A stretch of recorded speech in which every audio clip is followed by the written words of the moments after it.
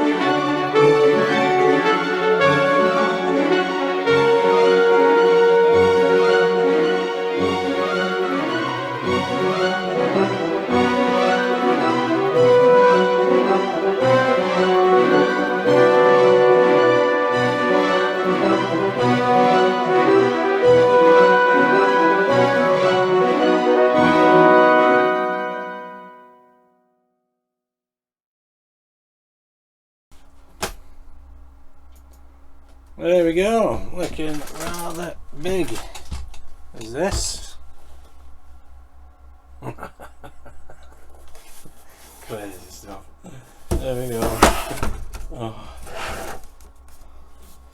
And I won't mind, I'm doing a Mitsubishi Zero as well. I mean, God knows where I'm going to put this. But anyway, it's lining up well. I think the next part is here, these 2 panels. And then here we got these 2 panels next, the next issue, then we're finished with these 4 issues. But as you can see, it is quite big. But anyway, that is issue 77. I will put all the instructions up. I am going to speed read it. I said I was just going to show you it finished, but I'll speed read it. I'll speed up the video. Oh dear, it does feel like IKEA did to not build a Hachette Spitfire anyway. But let's have a look at magazine. The article was in the magazine. Channel front fighting. While RAF Air to Command started to plan for its role in support of the future invasion of Europe, Cross-channel operations for its Spitfire units continued unabated. The main picture, pilots in number 131 squadron take a break in front of a Spitfire 1X MA807 at Church Stanton in October 1943. The squadron had moved there from Red Hill in mid-September in preparation for the invasion of Europe. As the various airfields later redesignated wings of the future 2nd Tactical Air Force formed during the spring and summer of 1943, offensive operations were flown across the channel at a heightened tempo. Spitfire squadrons were in the vanguard of these missions, flying rhubarbs, ramrods and circuses just as they had done from early 1941. On 25th of July, Spitfire VB equipped number 118 squadron combined with numbers 41 and 611 squadrons for a ramrod led by new Coltishall wing leader, Wing Commander Laddie Lucas. The ramrod was to give rear support to 12 Mitchell medium bombers that were attacking Schiphol in the Netherlands. As the bombers left the target, the Luftwaffe intervened, but number 611 squadron claimed several victories. During a repeat mission to Schiphol 2 days later, numbers 118 and 611 were joined by numbers 402 and 416 squadrons from Digby, and they became involved with more than 20 Bf 109s. Several German fighters were destroyed. Excellent stuff. And on the next page we got number 402 squadron.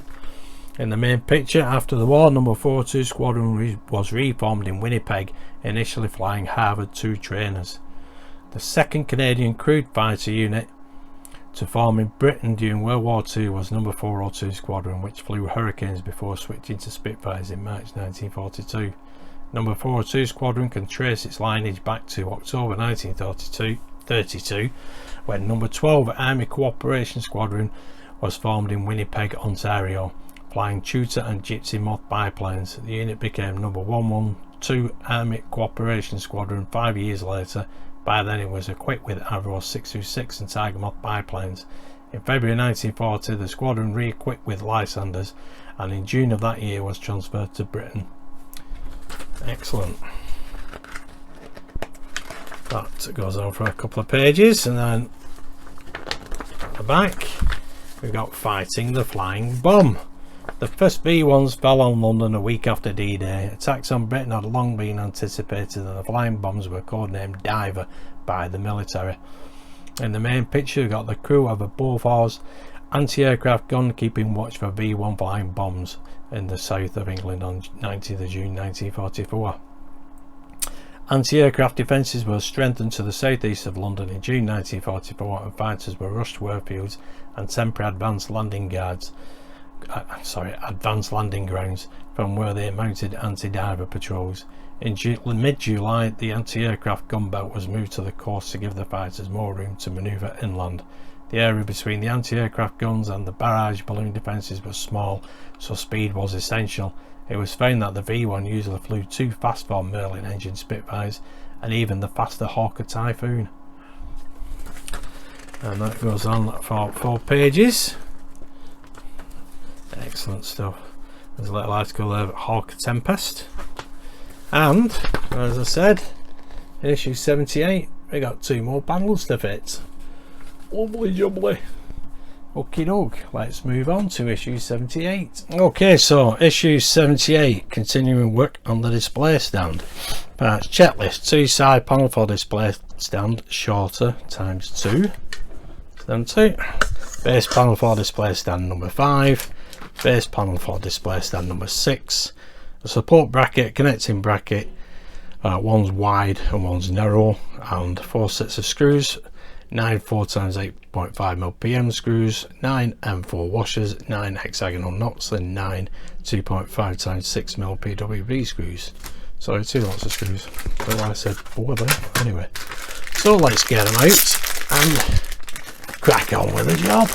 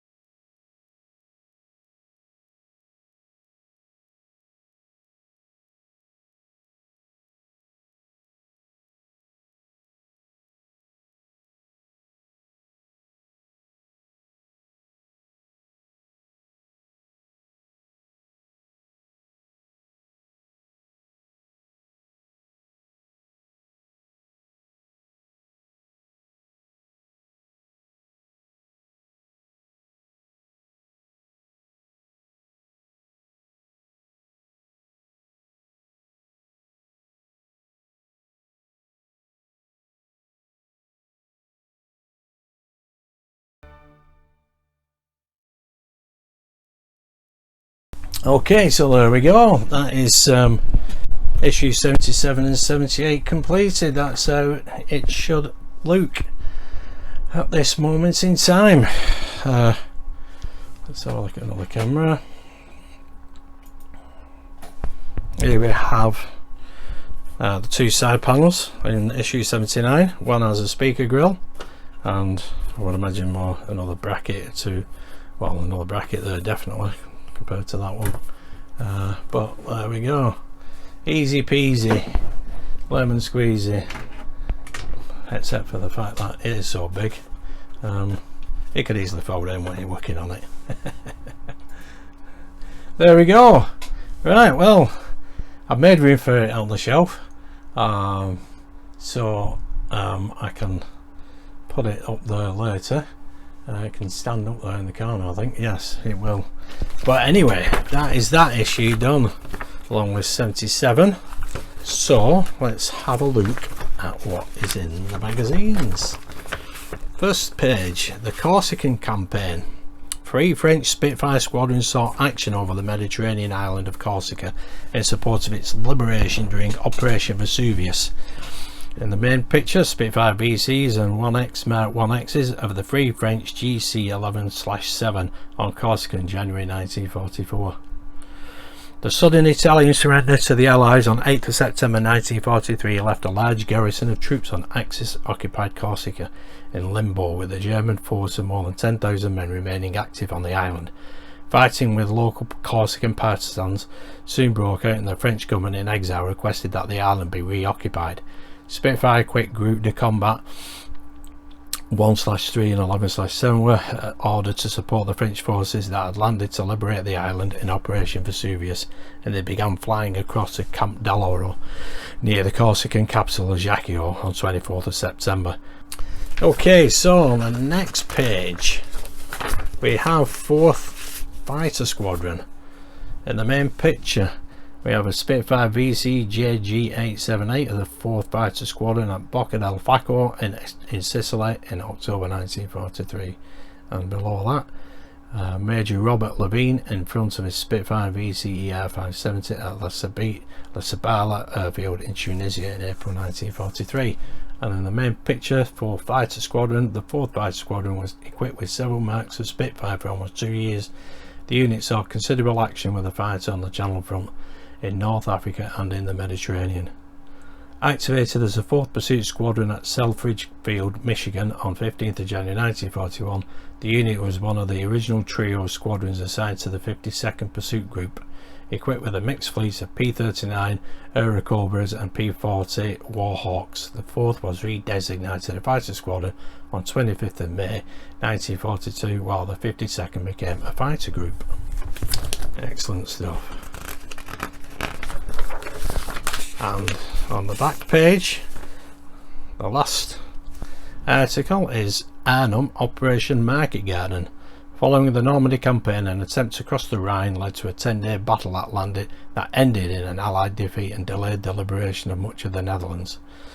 In the main picture, we've got the parachutes open as waves of Allied paratroops land in Holland in September 1944. An SS Panzer Division and other German troops were waiting for them, and thousands of paratroopers were killed. With the collapse of German resistance in Normandy, Allied forces pushed north and east. Paris was liberated on 25th of August 1944.